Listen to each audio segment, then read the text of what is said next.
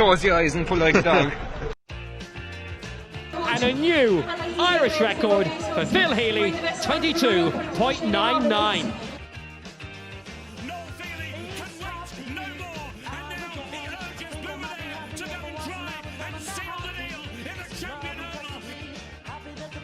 Christy Cooney hands over the Sam Maguire Cup to Graham Canty, Cork All-Ireland champions for the 7th time ever. Hello and welcome to episode 31 of the Star Sport Podcast. My name is Jack McCarran of the Southern Star and I'm joined as always by Star Sport editor Kieran McCarthy. On today's show we'll be looking at hurling in West Cork and chatting to Cillian Cullinane of Ballinascarthy following their comfortable win in the West Cork Junior A hurling final over Kilbree last weekend. Ballor also still in contention in the football as well, so we'll ask Cillian about the challenges facing dual club players, especially in West Cork where football usually comes first. But before we hear from Cillian, we should probably just touch on the Irish soccer team and their hard fought draw with Switzerland last Thursday evening. Bandon's Conor Hourihane playing 82 minutes in the 1-1 draw. And Kieran, what did you make of Conor's overall performance? A tough game for Ireland and tough for most of the team. I don't think too many of the Irish team came out of that game with their reputations enhanced. We all know Conor with his set piece delivery, and it's top class, and he did cause problems the last day. Maybe from general play, he probably wasn't on the ball as much as he would like to have been on. But I think when you're a midfielder in the Republic of Ireland team, I don't think getting on the ball a lot is part of your job description.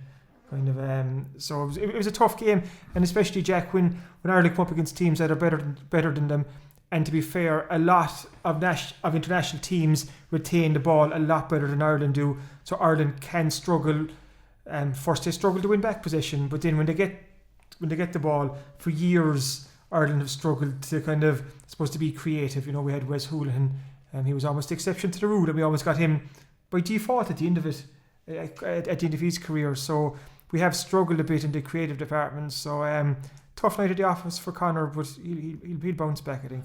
I often wonder when the greater Irish soccer public, or the football family as the FAI like to refer to them as in the yous and me's of this word, Irish soccer fans, I wonder when as a collective we'll finally accept, after probably 100 years of association football in this country, when will we finally accept that ultimately we are not ever going to be a possession-based creative team? Now, I stand to be proven wrong when Stephen Kenny takes the reins, because I know that's how he likes his teams to play, but we get a bit caught up in this idea that we should be dominating possession. It's never been our way.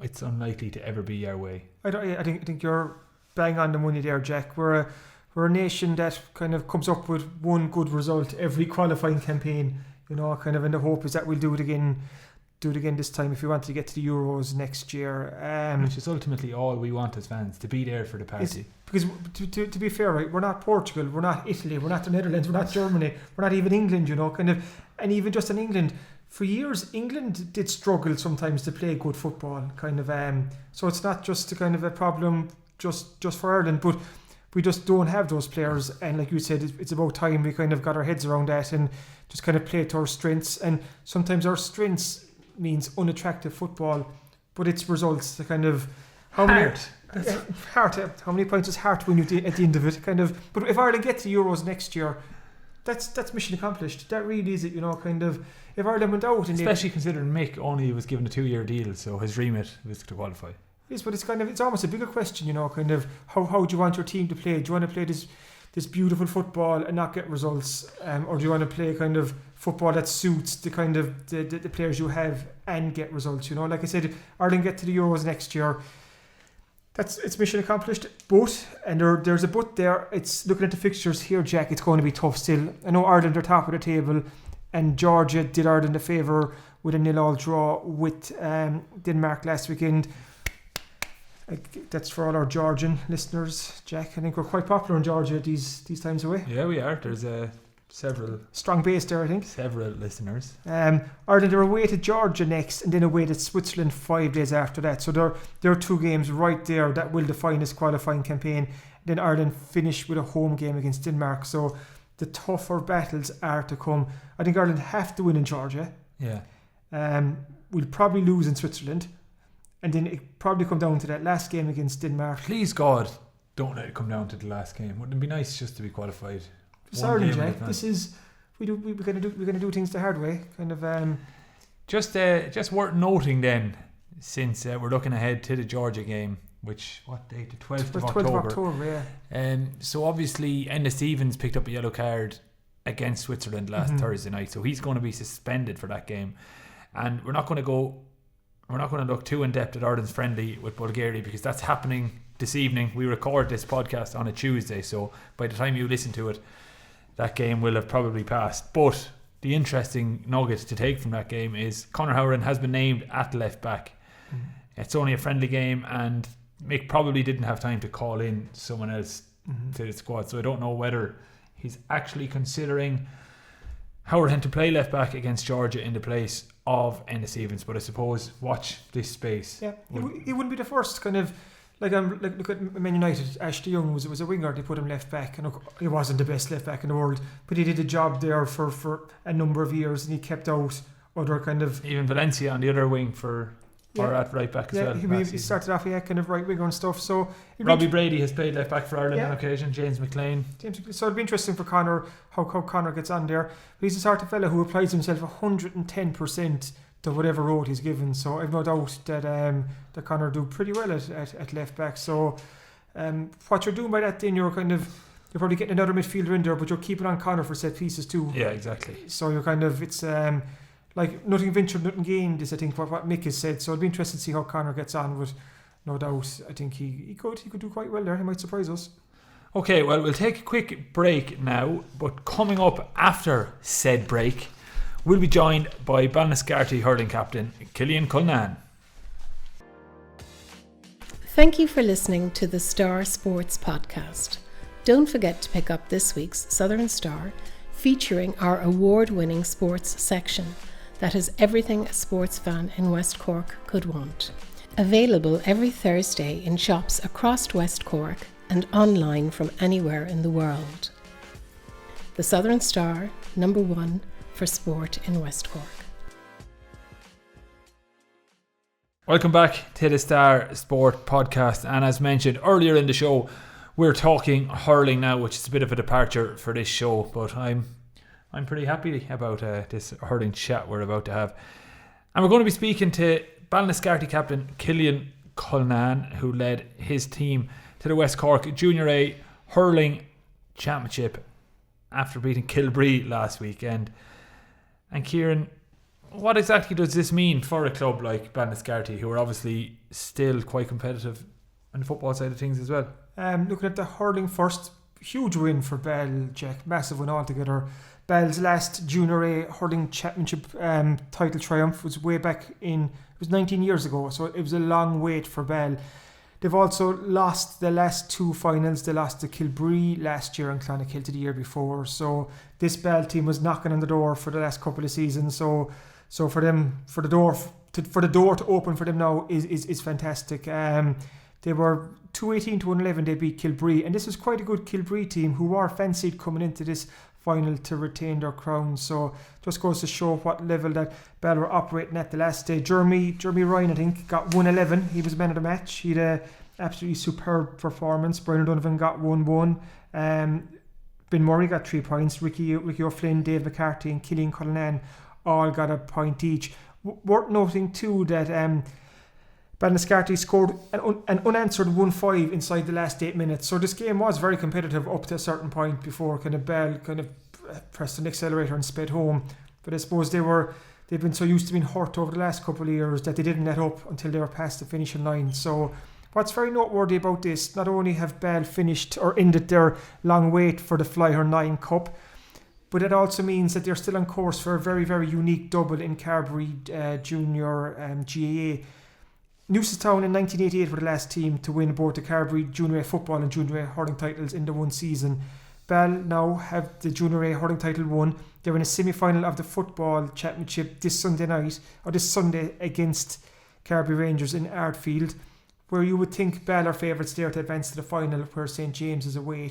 So Bell have a very good chance of doing a very unique double this year. So it's So hats off to them for a club to combine football and hurling. It's no easy feat, and they've had to swap between football and hurling for the last couple of weeks. It's almost the same group of players playing both football and hurling, and they've been on the go weekend after weekend after weekend, and they still have the county series to come as well. So there's they have a very busy couple of weeks ahead of them. They won't take their eye off the ball. It's Kilbree Rangers this weekend. And when I caught up with Cillian Cullinane earlier, I spoke to him about the win against Kilbree and the big football match this weekend. We're delighted to be joined on the Star Sport podcast by Ballinascarthy hurling captain Cillian Cullinane. Fresh from leading his team to Conor Junior A hurling success last Sunday when Ball beat Kilbree by 218 to 111 in the hurling final. Congratulations, Cillian. Great stuff. You must be delighted with the win. Yeah, Kieran, thanks for that. Yeah, we're delighted with the win. Look, to the goal at the start of the year to get back to the final again, and we're delighted to get over the line. Like, it's our third year there, so it's important for the club and everyone involved. Like, that we got over the line. Like, it's probably been too long since we've got a hurling West Cork in the club. So yeah, we're delighted to get over the line this year. Like you said, Cillian, the last time Ball won the Junior A in West Cork was 19 years ago, and you'd also lost the last two finals to Kilbree last year and to Clonakilty the year before. So what was the mood in the camp before the game, kind of considering what happened the last couple of years? Was it just this renewed hunger and self-belief that you really wanted to kind of get over the line this year? Yeah, look, just probably hunger, yeah. We had a bit more hunger this year, and I suppose we always felt we had a very good chance because in the league games the last 2 years and most championship games between ourselves and Kilbree, it's been give and take. Like, I think the last 4 years now we've 2 wins each in championship, so we were always fairly confident that if we turned up and our performances are good, that we'd have a great chance of winning this year. Like, looking at the game looking at the game on Sunday against Kilbree, you'd heroes all over the field. I see Jeremy Ryan finished with 111, so he was one of the leading lights, was he?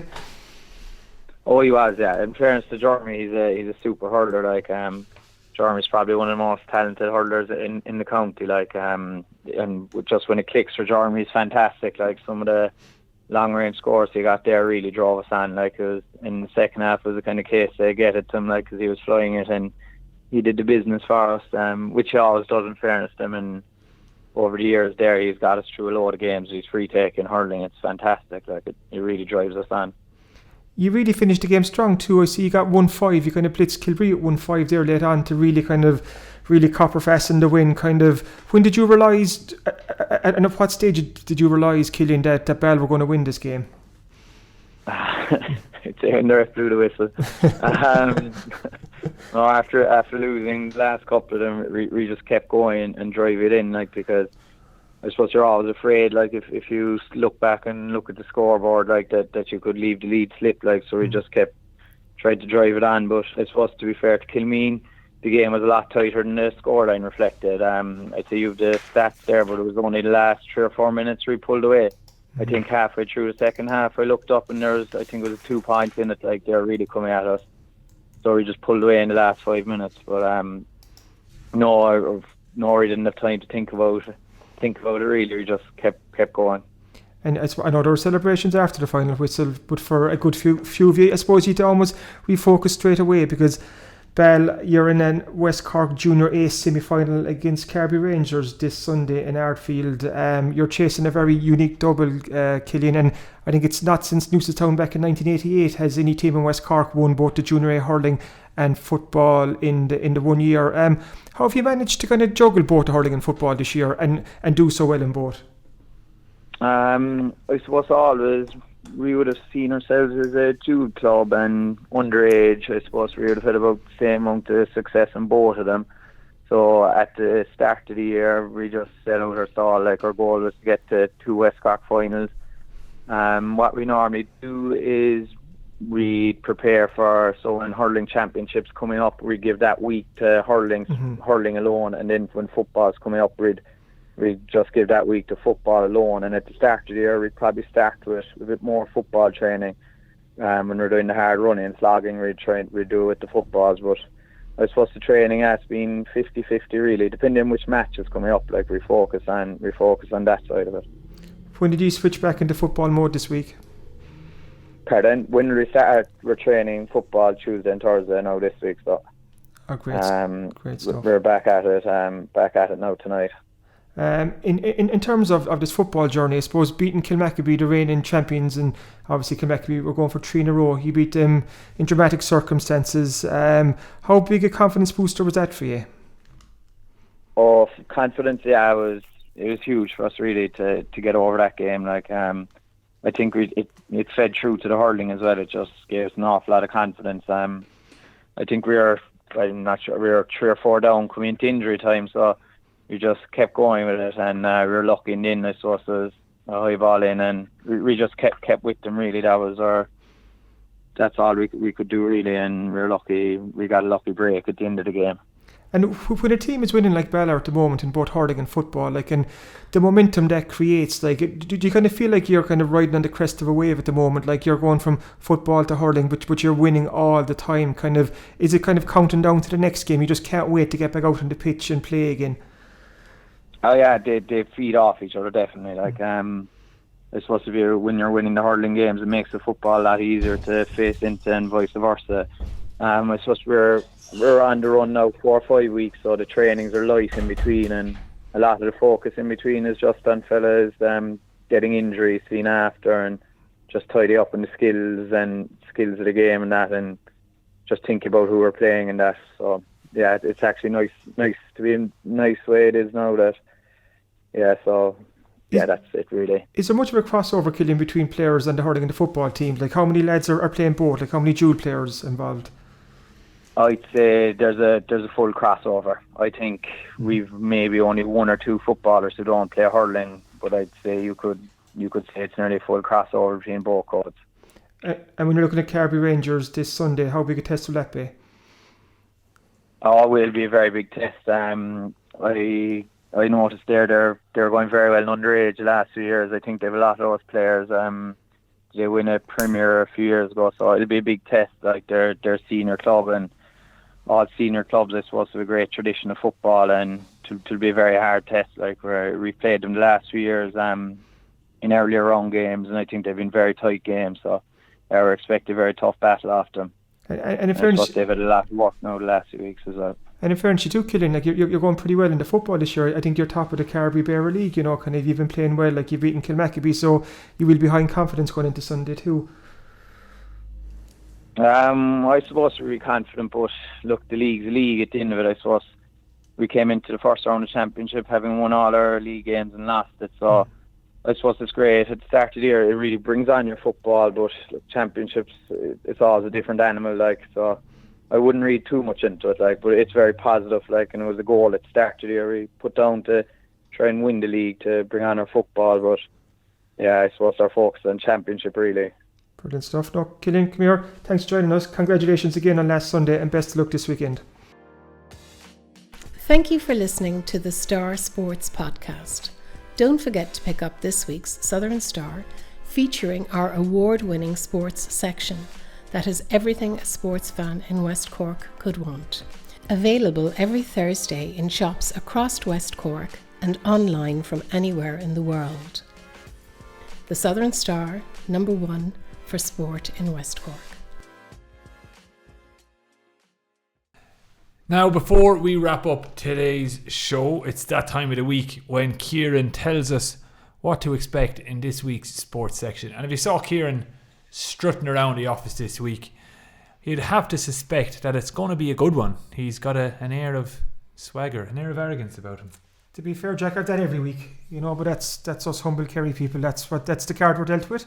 But it's another action-packed 28-page Southern Star Sports section this week. Big local GA news is that Newcestown beat Mallow in round 3 in the Senior Football Championship, and what that means is that we now have a Newcestown Island Rovers county quarter-final to look forward to on September 21st, and that's on Ballinascarthy. That's important too, because on the same side of the draw we've Clonakilty and Duhallow, so we definitely will have one West Cork team through the county senior football semi-final, either Newcestown or Island Rovers. And you have a chance there. If Clonakilty beat Duhallow, you have an all-West Cork County semi-final. So then we would have a West Cork County Senior Football finalist, which would be superb. Very busy on the GA scene, as you'd imagine, this time of the year. Bantry Blues won the Kilbree Junior B Hurling Championship on Sunday, and that's a huge win for hurling in Bantry. Kind of hopefully that they can kick on from this. They're doing great work out there, Joe O'Donnell and his management team. So fantastic to see. Tim Foley, I think, got 9 points or 1-9 for Bantry. He was man of the match. In the Mid Cork Junior A football final, Ivlera defeated Ahana. It was 221 to 110. And Ivlera, our team, I think, to watch when it goes into the county series this year. Chris O'Jones got 1-8 from play in this win, as they put back-to-back Junior A Musgrave titles together for the first time in the club's history, and it was also their 5th year in a row in the final. So they're a team that has been very, very consistent, and we have a match report and reaction from that game in this week's Star, and one of their selectors, one of the part of the management team, he said the opening 15 minutes was the best ever that we've seen from this team. And he also, he is, yeah, and he's even more. He said there is more in them still, and we must push on now. That was Don Murphy, who was part of the management team. So I think they're a team with their sights set high, and if they play like they did the last day, they'll go far.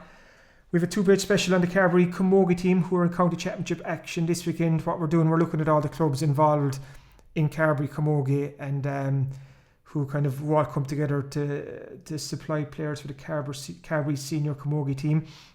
On the rugby front, the Munster Under-18 girls team is in Interpro semi-final action against Leinster this weekend. And amazingly, Skibbereen Rugby Club has 8 players on the matchday panel.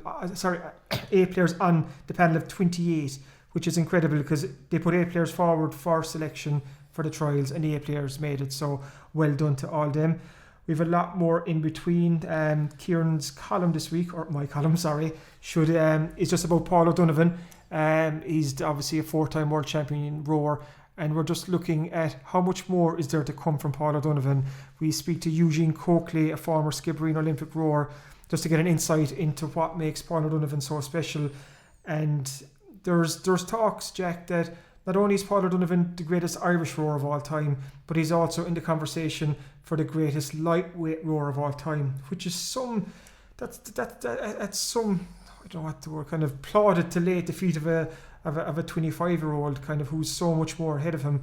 But to put him in that conversation, to say he's the best lightweight rower ever, is incredible for the Skibbereen men. I know if you said that to Paul, he'd probably say that's pure shite, and he doesn't entertain talk like this at all. But it's an interesting column in this week's sports section. So yeah, plenty there. Lots for GA fans, soccer fans, rugby fans, athletics fans. You name it, we have it. Yeah, well, it's available in shops all over West Cork and further afield from Thursday for only €2.20. And you want to see this week's paper, it's a big one and it's a good one. And if you can't make it to a shop, you can always just log on to www.thesouthernstarTV/e-paper. Before we wrap up though, Kieran, you did mention at the start of your paper talk there about the fact that the arrogance you have around the office this week is more to do with the fact that you are a Kerry man and not so that the paper is going to be a good one this weekend. But it is, I can vouch for that. I was just looking at it before I came in. But you are a Kerry man. Will you be making the pilgrimage to Páirc Croquig this Saturday in Chehogan? I was there for the drawing game, but I won't be there Saturday evening, unfortunately. Prior engagement up Carrantoohil, Ireland's tallest mountain, which is also in County Kerry, another great selling point for the kingdom. So no, a group of us had decided weeks and weeks ago to go up Carrantoohil on the 14th, and there's one or two lads flying in from the weekends back home, so we can't reorganise. So it's Carrantoohil for me. So the plan is strike early, leave home 7-8 o'clock, get up and down Carrantoohil, find a nice watering hole, settle in for the night, and watch Kerry hopefully take scalps off the Dubs. But if you're a betting man, Dublin, yeah, kind of. As much as I'd love to see the heart says Kerry, the head has to say Dublin. I think Kerry have room for improvement. I think they can get more from their forwards the next day, Clifford, Gainey and Stephen O'Brien. But Dublin have huge room for improvement too. Jim Gavin will definitely come back with something new, and I think it was very interesting after the drawing game, Jack, that when Jack McCaffrey, he was man of the match, but Jim Gavin didn't let him receive his man of the match award or even do the interview after. It's almost a focus straight away on the replay. Kind of Dublin will be hurting to a certain extent. Well, not to a certain extent. They will be hurting from their performance in the drawn game because they've been questioned a lot since. Maybe it was a below par Dublin performance, or maybe it's the first signs that this Dublin juggernaut is starting to slow down. They haven't been as good as they will, bar the 12 minutes against Mayo. They haven't really hit the heights this year because they haven't been pushed to hit the heights. So all of a sudden, when Kerry asked questions of them that they hadn't been asked this year, they almost struggled a bit to find the answers. I know they were down to 14 men for the entire second half, but Dublin were 4 points up. They did go 5 points up. And it was Dublin who had the chances at the end of the game to win it, and Dublin missed the chances. So no, Kerry did not choke. Did Kerry leave a chance behind them? They did, but so did Dublin. Dublin missed the chances. So after all that mini rant, I just think Dublin will win, and I'll be a quiet and humble Kerryman as always next week in the office, Jack. You won't even know I'm here. Well, that's for sure. If they don't win, we won't know you're here. You'll probably have a time block up on your office from Monday morning to whenever you leave later in the week. Oh yes, yeah. Thanks for listening to this week's Star Sport podcast. We'll be back at the same time next week. So if you enjoy these shows, please make sure to rate, review and subscribe on iTunes, Spotify, YouTube, Acast, Stitcher, or wherever else you listen to the show.